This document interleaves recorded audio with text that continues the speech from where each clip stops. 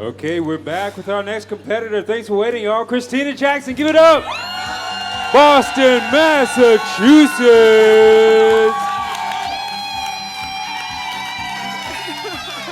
A lot of love in the audience today. Here come your judges.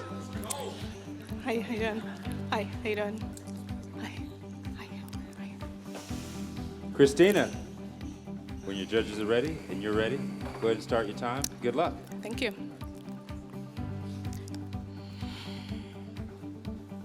All right. Time. So, I'd like to start things off with an invitation to a challenge.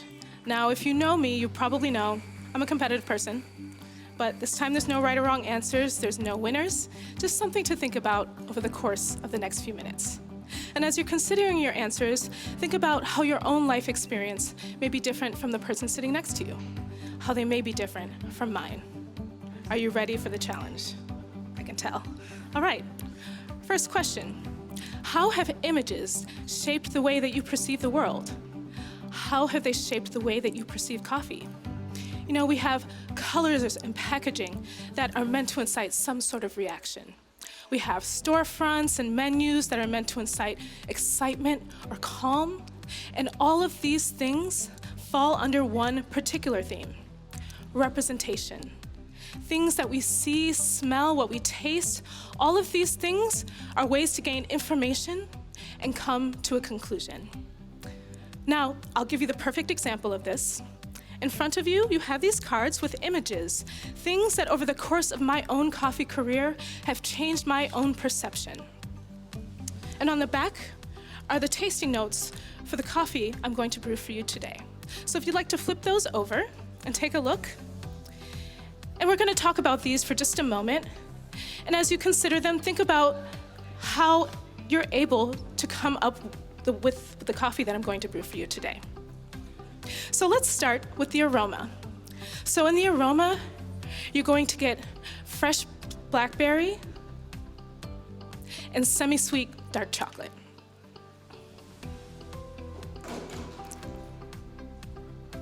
Next, you're going to get the flavors. When this coffee is hot, you're going to get fresh raspberry, dark chocolate, and vanilla bean. As it begins to cool, you're going to get dark chocolate, fresh Gala apple, and raisin.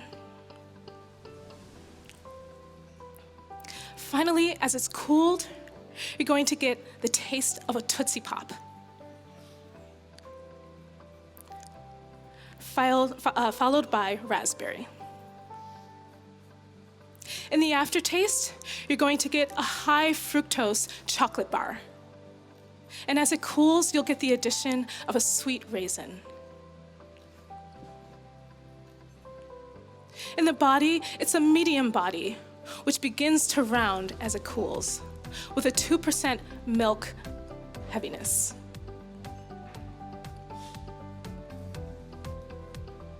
This coffee has a low perceived malic acidity, like fresh green apples. And overall, this coffee has a cocoa richness, which is clean and soft and round, with its malic acidity, balancing it out for vibrancy.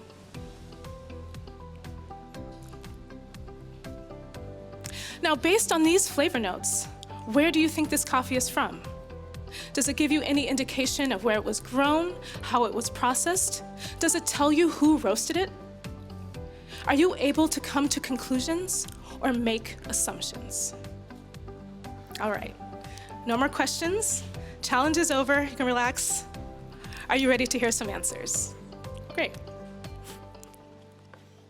All right, so this coffee is a natural processed coffee. It's a community lot from Ethiopia called Durferes, or wild horse in Amharic.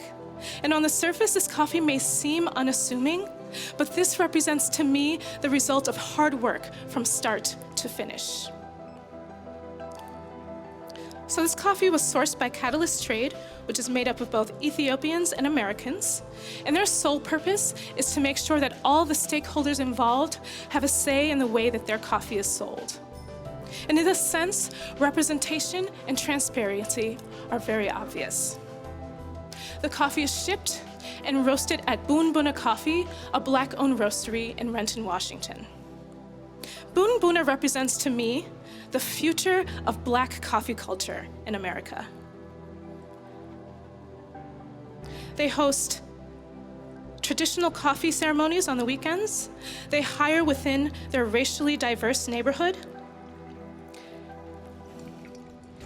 And they hold open mics during the week. Now I'm brewing on a Kalita Wave today, which is one of my favorite brewing methods. I love the Kalita for its flat brewing bed, which highlights an even extraction. And because it's a quasi-immersion style brewing method, it really rounds out the body of the coffee.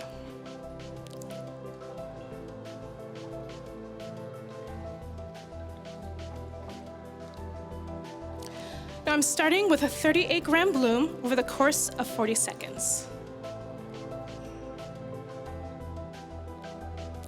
After 40 seconds, I'm pouring aggressively to 135 grams to establish acid development.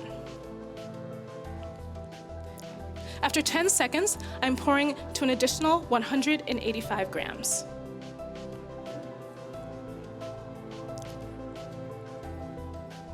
For the final pulse after 10 seconds, I'm pouring to 255 grams. This makes for a 1:17 brew ratio, or 15.1 grams over 255 grams of water. I like the 1:17 brew ratio to establish clarity in the flavor while also having a fully balanced taste.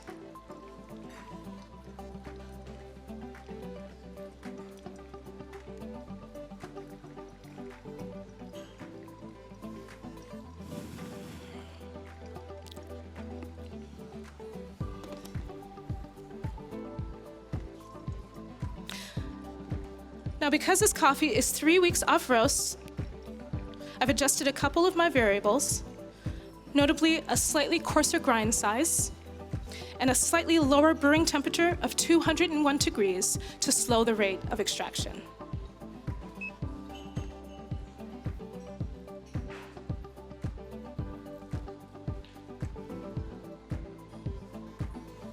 This coffee should finish drying down at about 2 minutes and 20 seconds.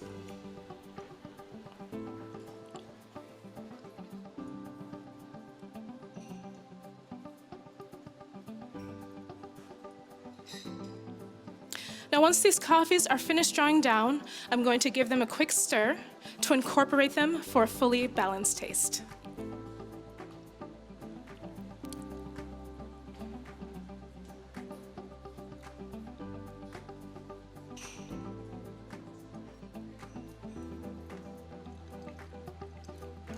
I've also sifted this coffee with a Crew sifter to make sure it has an even extraction by removing any fines and boulders from the dose.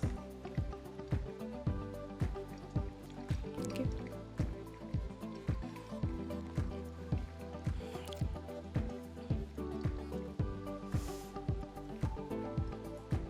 Now the Kalita 155 is quite small, so it doesn't take much water to fill it up to the top. So I'm using visual cues to make sure I don't over pour,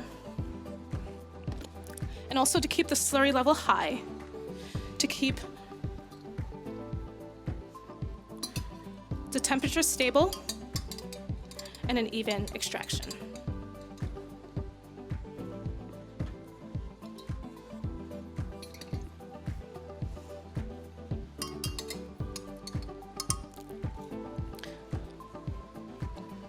Now, judges, once I serve these coffees to you, I'd like to just take a moment to observe the aroma before you take your first sip. Thank you. Judges, representation is so important to me. It's not about fitting into a mold. We must continue to challenge our perceptions and our biases. As long as we continue to deny the marginalized, the people who look like me, access and means to success, none of us can succeed. We must continue to see the connection between importer and buyer, down to the front lines with our baristas and beyond to our Black guests, to see that when we work together, we can create great work. I hope that my presence today will encourage other Black coffee professionals to take the next step in their coffee career. This time on stage today has been fulfilling, inspiring, and it's been an honor to serve you today. Judges, thank you so much. Please enjoy your coffee. Time.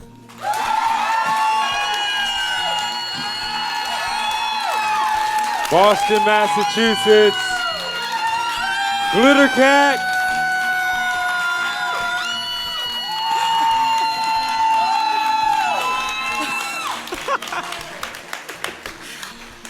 Wow, that, do you feel that? You Feel it, man. I'm feeling that's it. a lot of love out there. I mean, the Glitter Cats are all here. That's pretty dope. Presentation was amazing. Thank you. And you chose a coffee. Ooh, this is dope. All right, so I went to the Glitter Cat camp in Sumner in Washington. At the Glitter Cat party, I met Ephraim from Boona. And that was pretty dope. And you're using this coffee. Yes, he's the man. Yeah, he's the man, right? Yeah, big shout out to Ephraim, y'all, if he's watching. Yeah. So you're still in Boston? I'm still in Boston. Independent? Independent. Yeah. I felt like I really needed to take this opportunity to see what I can do on my own, to experience new coffees, to try out new recipes. I don't really work with naturals too often, so I wanted to just take this couple of weeks to say, what can I do? And it's been an incredible experience. It's been a challenge to get certain recipes out of my head and into my hands. So I think you did it. I hope so. And by the way, you are not alone. You are not alone. You know what I'm saying? I'm sure you want to thank some Glitter Cats. Is there anyone else you want to thank? Go ahead. I mean, obviously the Glitter Cats, look at them. They're filling up the seats here.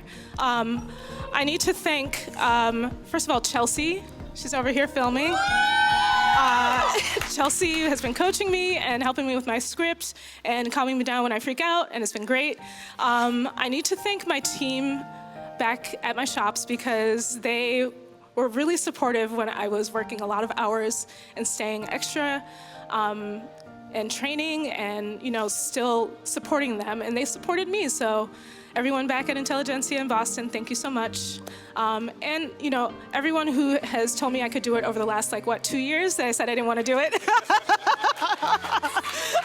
Yeah, you've been talking about this for a while, right? Yeah. And then I was like, all right, I got to stop and just do it. So it's been an amazing experience, and thank you, everyone, for coming to see me. So awesome. One more time, give it up, Kristina Jackson, y'all. Thank you. Glitter Cat, Boston, Massachusetts. Thank you. Great job. Good luck. Thank you. So our next competitor is getting ready, so we'll take a short break while he finishes up. They finish up. Sorry about that.